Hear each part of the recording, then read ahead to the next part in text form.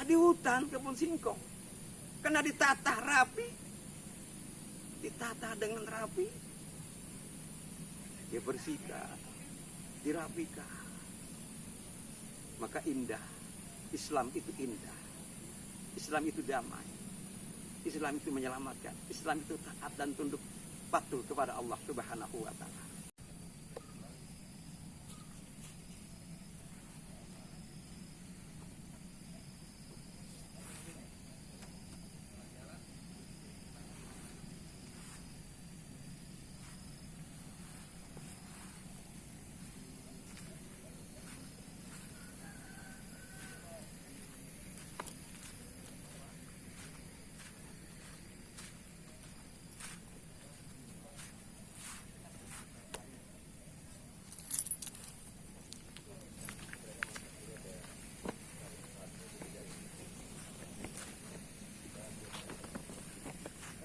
Assalamualaikum warahmatullahi wabarakatuh. Bismillahi masyaallah. La yasuku khairu ilallah. Bismillahi masyaallah. La yasrifu su'a ilallah. Bismillahi masyaallah. Makana min ni'matin fa minallah. Bismillahi masyaallah. La khawla wa la quwata illa billahil aliyil azim. Alhamdulillah. Alhamdulillahi rabbil alamin. Allahumma salli ala Sayyidina Muhammadin al-Fatih lima ughliqa khatimi lima sabaq nasiril haqqi bil haqqi wal hadi ila siratal mustaqim wa ala alihi haqqa qadri wa miqdaril azim. Asyhadu an la ilaha illallah wahdahu la syarikalah wa asyhadu anna Muhammadan abduhu wa rasuluh. Allahumma salli ala sayyidina Muhammadin wa ala ali sayyidina Muhammad bi adadi rahmatillah. Jamaah yang dirahmati Allah Subhanahu wa ta'ala, marilah sama-sama kita tingkatkan iman dan takwa kita kepada Allah Subhanahu wa ta'ala. Kita tingkatkan iman, artinya marilah sama-sama kita mendekatkan diri kita kepada Allah agar kita lebih dekat dan selalu ingat untuk memudahkan menyebut namanya Allahu Akbar. Salawat dan salam itu curahkan kepada baginda Nabi besar Muhammad sallallahu alaihi wasallam. Jamaah di mana saja berada, untuk pertemuan kali ini marilah sama-sama sejenak kita melihat konsep syahadat yang kita ucapkan setiap kita melaksanakan ibadah salat. Asyhadu an la ilaha illallah wa asyhadu anna Muhammadar Rasulullah. Nah, konsekuensi orang-orang yang sudah bersyahadat sungguh sangat tinggi dan sangat besar konsekuensi. Karena kita sudah bersaksi di hadapan Allah, di hadapan Nabi kita Nabi Muhammad sallallahu alaihi wasallam. Kita lihat sebuah kisah hanya yang diucapkan kalimat syahadat, Allah izinkan masuk ke dalam surganya Allah Subhanahu wa ta'ala. Karena pada saat itu sebuah kisah di Bukit Khaybar. Di Bukit Khaybar itu di negeri Arab. Pada saat itu baginda kita Nabi besar Muhammad SAW sedang berjalan-jalan di Bukit Khaybar. Di Bukit Khaybar bersama sahabat-sahabatnya. Siapa sahabat-sahabat Nabi? Sahabat Nabi yang 4. Sayyidina Abu Bakar, Umar, Utsman, Ali. Yang 4 inilah pada saat berjalan-jalan di Bukit Haibar, maka bertemulah dengan seorang pemuda sosok tinggi, hitam, legam. Hanya yang nampak giginya yang putih, bersih. Putih, belum tentu bersih. Pemuda ini disapa oleh baginda kita Nabi Muhammad SAW berdatang ke sahabat-sahabatnya. Wahai tuan muda, gerangan apa Anda berada di sini? Lalu bagaimana sepak terjang sahabat-sahabat kita, sahabat-sahabatnya Nabi, maksudnya sahabat Nabi Muhammad SAW, bertemu dengan sosok pemuda itu, dia merasa bau karena pemuda tadi belum pernah mandi dan belum pernah beribadah, karena belum pernah mendengarkan kalimat-kalimat tauhid, kalimat panggilan Allah Subhanahu wa taala yang dipanggil seperti saat-saat ini yang kita dengar dengan kalimat panggilan Allahu Akbar, Allahu Akbar. Belum pernah didengarnya jamaah karena berada di Bukit Haibar. Bagaimana mau dia ibadah? Makanya dia bau, gak pernah mandi, gak pernah ibadah. Nah pada saat itulah karena Nabi kita Nabi Muhammad SAW yang begitu tinggi akhlakul karimah, innama buistu liutamima makarimal akhlak. Sesungguhnya Rasulullah, sesungguhnya Nabi Muhammad diutus oleh Allah untuk menyempurnakan akhlak manusia. Dengan akhlak saja manusia bisa masuk, diantarkan ke dalam surganya Allah Subhanahu wa taala. Tapi dengan setinggi-tinggi apapun ilmumu, kalau akhlakmu bejat, kalau akhlakmu bobrok, kalau akhlakmu, maka hancurlah sebuah negara, hancurlah. Jamaah yang dirahmati Allah Subhanahu wa taala.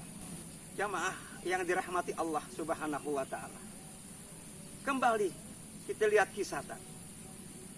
Dengan dialog yang lembut santun, akhirnya pemuda ini masuk Islam bersama Nabi kita Nabi Muhammad SAW dengan mengucapkan kalimat asyhadu alla ilaha illallah wa asyhadu anna Muhammadar Rasulullah. Tapi apa jamaah? Setelah dia masuk Islam, setelah dia bersadar, setelah dia berikrar, konsekuensi yang tinggi, maka ada panggilan jihad, panggilan perang. Perang apa? Perang Khandaq, perang Badar, perang Taif, perang yang dilakukan di zaman Rasulullah SAW. Bagaimana seorang pemuda tadi? Dia mengacukan tangan, dia berdialog kepada Rasulullah. Ya Rasulullah, izinkan saya untuk ikut bersama sahabat-sahabatmu untuk melakukan perang. Apa jawaban Rasulullah?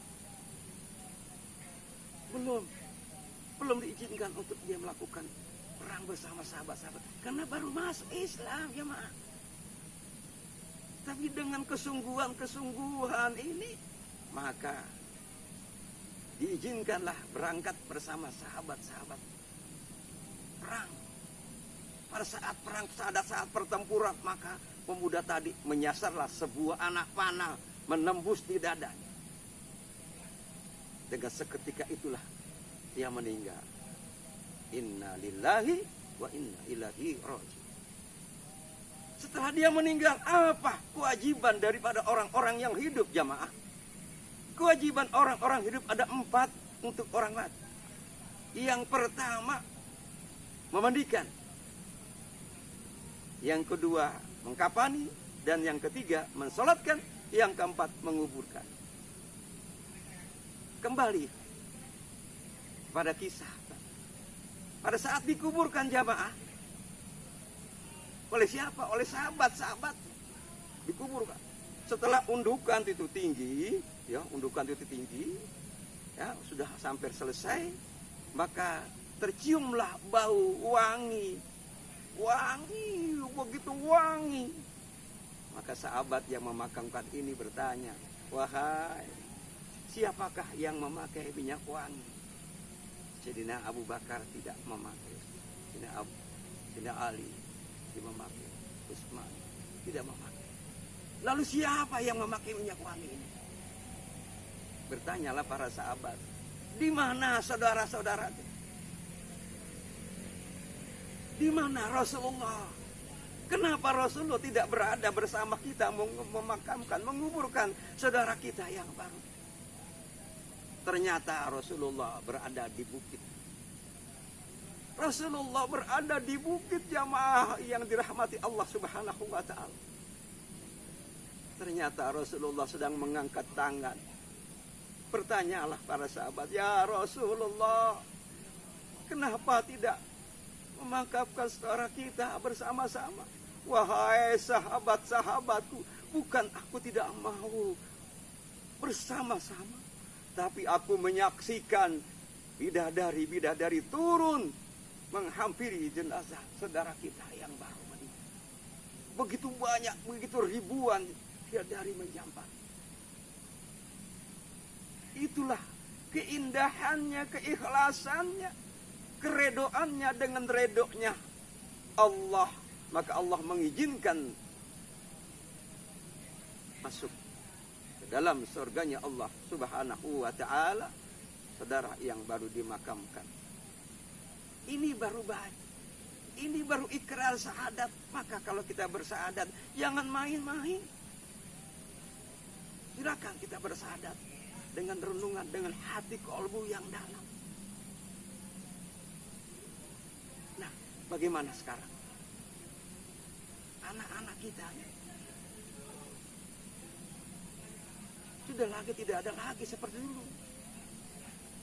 Ya, mempelajari rukun, ya rukun Islam, rukun iman, mempelajari sifat 20. Karena itu adalah tauhid. Tanamkan tauhid, tanamkan akidah.